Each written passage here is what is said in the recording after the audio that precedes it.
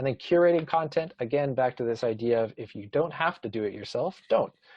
Find someone else who's created content that's really valuable, that your audience would find value in, and be able to share that yourself. So instead of creating it, you can find it, share it, compile it, and provide that to your audience as well.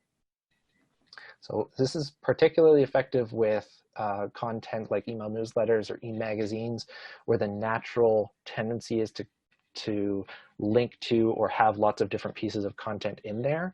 Some organizations find it difficult to do email newsletters because they don't create enough content, but I'm often recommending that organizations, smaller ones that don't have a lot of content, could create one original piece, two original pieces, and then put in 4 or 5 other curated pieces as well. And these could be articles, they could be images, they could be quotes.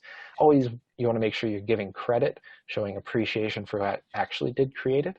But just as an example, this Instagram account has 1.9 million followers, and all it does is curate content. It curates photos. And actually, if you look at this one, so this photo was from Samantha Hal Reed, or no, Samantha L. Reed, and the text in the post is even curated. It's a quote from Art Wolf. So the photo is curated and the text is curated.